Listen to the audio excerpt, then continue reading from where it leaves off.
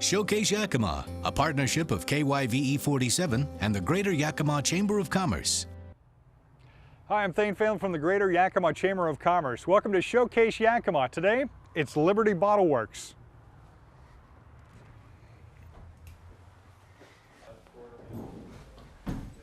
Hey, Tim. Hey, Thane. Good to see you again. Thank you. Welcome to Liberty Bottleworks. Well, thanks. Good to be here. And I guess I made it down so you can show me how some bottles are made. Yep, I'm going to show you how we do bottles here in Yakima. All right. Come on in. Good. All right. Thanks. Well, this is where all the magic happens. Okay. So take us through the process, and we'll start down here at the beginning. You got it. Well, I guess we're out here now in actually where you manufacture the bottles. Why don't you, Tim, walk us through a little bit about, I guess, how do you make an aluminum bottle from recycled materials here? Well, it's kind of a unique process. We're the only company in North America that does this. So we take aluminum coil, and this is 100% recycled aluminum. And so not only is our product recyclable, but it's made from 100% recycled aluminum. And it's rolled in coils, and we take these coils and we put them in our uncoiler here into our body maker. And what we do is we basically cut a piece of almost like a frisbee out of this coil. So we just cut a little circle out of it, and then it goes into our press, and our press then takes it and essentially draws it into a cup. And this cup is then transferred to our second press, which does what's called a wall iron, and it creates our can.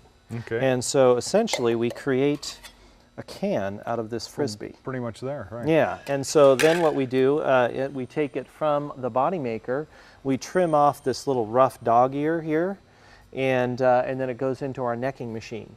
And we have a multi-stage necker, and it basically takes it and draws it down a little bit each step to be able to finish the bottle. Okay, well, as we go down to your production line here, Tim, now this is your necker? Yes. Okay, so tell us, what does a necker do? Well, this was an interesting machine. We were trying to find a necker that could actually take the can and turn it into a bottle. And so the top of the bottle here, the neck. All of the neckers in the world are made in other countries, and so we were trying to find an American-made necker. We couldn't find one, and so we found an engineering firm in Colorado, and they designed this necker, and we built it from the ground up. And so it utilizes about 30 different stations along here, and this is our 24-ounce bottle, and our 24-ounce bottle we only use 18 of the stations. But it's basically a necking die, and it just comes down, and it's a little Willy Wonka-ish when it's running here, but the plates come down, and at every stage here, it adds a little bit of curve to the neck. And so it starts at the beginning and then finishes up right about here with the finished bottle. And that's where it kind of gets the shape. So part of your process then was to create this, which is kind of your guys' very own design. Don't you hold a design on this? Yeah, actually we have a design patent on this shape. All the bottles on the market have right angles. And we decided to do more of a tapered shoulder on the bottle so that it would pour smoothly and drink smoothly. Nobody had done that, so we ended up getting a design patent on a contoured bottle. Okay. And so I guess then at this point, then after you get a design like this, then what's the next stage of production? So at the very end here of the line, we actually trim the top, make it nice and smooth, and we actually trim out the top here, just chamfer it just a little bit, because this is the edge that rolls down so that it's real smooth against your lip. And so that gets finished here. And so essentially we're done making the actual bottle at this point. Okay. So then at this point, then we go on to, what's the next stage? So we're going to go and we're going to put the outsert ring on, and we're going to wash it. Okay, well let's take a look down at that section. All right, so we're at our next stage of manufacturing the bottle, and that is putting you say it's an outsert ring? Yeah, this is our locking mechanism. It's an outsert rather than an insert. It goes on the outside of the neck. Okay, well that makes sense. Yeah. So it's we wanted to come up with a locking mechanism that was a non-threaded design. And so this actually goes on the outside. These are cast aluminum, recycled aluminum, and we basically put this on the outside, and then we press it down. And so it's located and then pressed into position.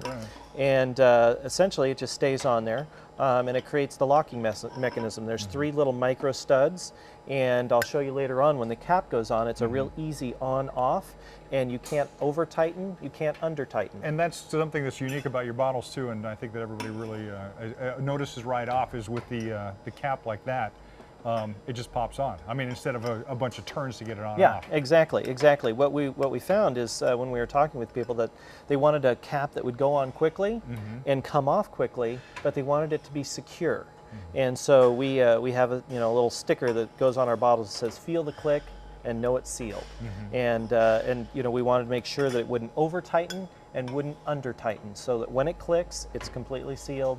And that's kind of the process. Right. So once we get the tap, we've got an aluminum bottle now. We've got the ring on there. So what's our next process in the manufacturing? Well, now we got to wash it. Okay. Because we've been making this, it's got a lot of lubricants and that type of thing on it, so we need to clean it up and get it ready for the powder coat. Well, and as we were talking about the lubricants that you guys use are everything that touches the bottle is, explain it to me again. Yeah, they're food grade, water soluble lubricants, and so everything is safe to handle and easy to clean and not harmful for the environment or people. Oh, okay. So then it goes to the washing, and so let's go take a look at that. You got it. To what we're looking at here. Yeah, so what we found is we needed a machine that would wash our aluminum bottles. And so we actually went to the wine bottle industry and we found a machine that would wash wine bottles. And so we modified it for height, and since our contour and shape were similar, this machine would work well. And so it goes through multi-stages, and so it starts in a first stage where it gets a nice hot soapy bath, and then it gets a freshwater rinse, and then it gets a kind of a treatment for etching the surface, and then we finish it with a kind of a deionized water so that it doesn't have any mineral content drying on it. And then it goes through the dryer before it goes on to powder coat. We batch wash, and so we don't just continue to use fresh water. We use the water as much as we can until we need to clean it, and then once we've done that, we then clean the water. And so this is kind of our DI system as well as our water treatment system. And so before the water leaves our plant, we actually clean it to the point of being surface or rainwater. So it becomes a diluting element for the local municipality. And that's been one of your really important to your company and your design, is to make sure that you were doing things like that, isn't Absolutely, it? yeah. So our entire process is designed to be able to not only make a product that's out of recycled materials, not create any waste in the production of our product, but also to make sure that anything that goes out of our building, whether it be air or water, is also clean. And so a sustainable, kind of green manufacturing environment. All right, very nice.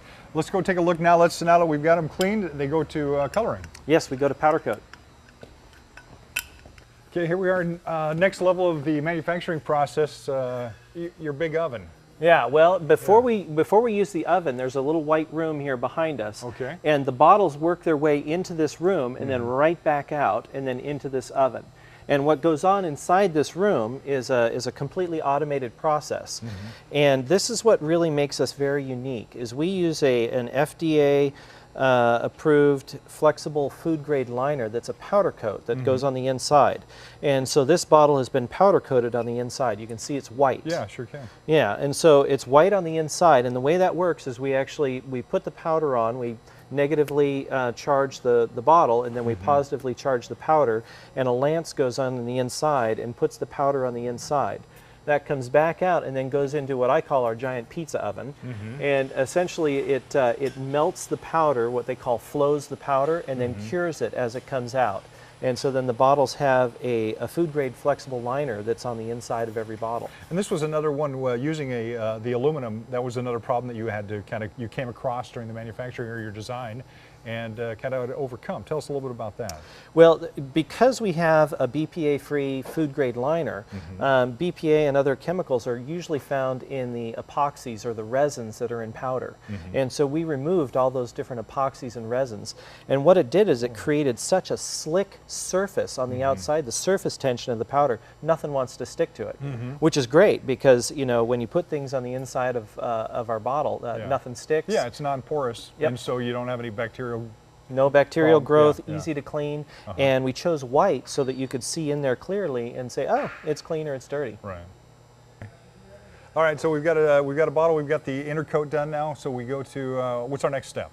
We're going to do the outside color of the bottle. So this is what I call candy coating. Oh, okay. So we're going to go put the outside color on the bottle. All right, take us to that next process.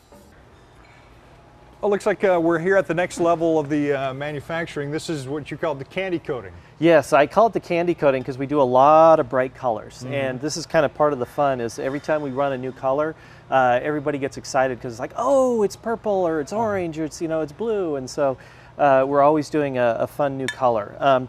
The outside of our bottles is also BPA free. And so we also use the epoxy free type coatings. Same as the inside, basically. Yes, same as the inside, and just happens to be with color. We always do the inside white, and then we do lots of fun candy coating on the outside. It kind of gives you a good canvas then to work on. Absolutely, yeah. So this is the canvas, and the little room back behind here, our powder coating occurs inside of temperature, humidity controlled rooms.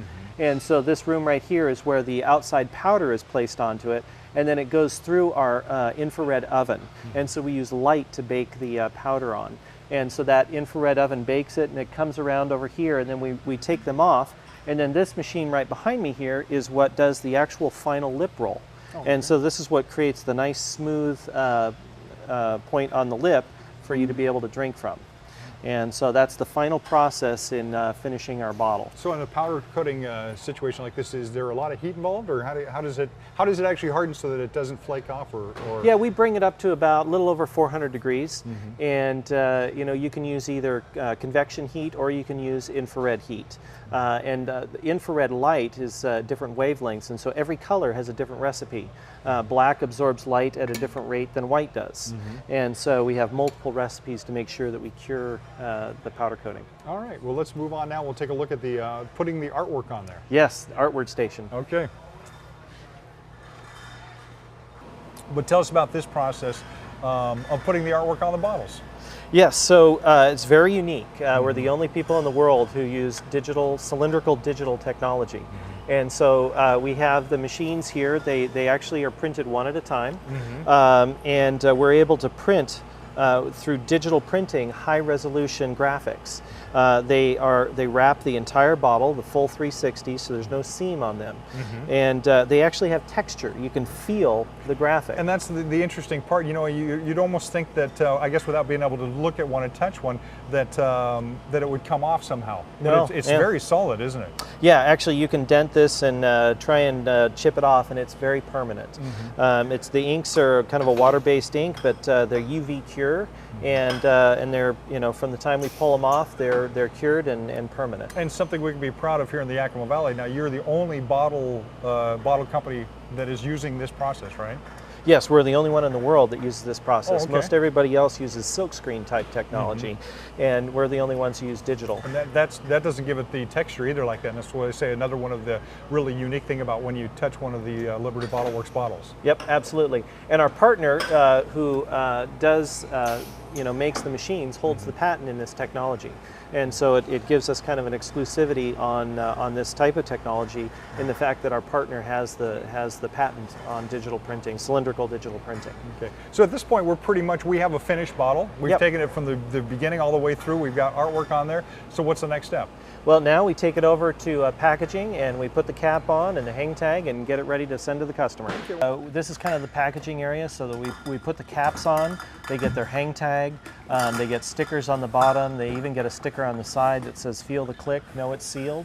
They're put into 6-packs and then into master packs of 72, and then sent on out to our retailers for putting on the shelves.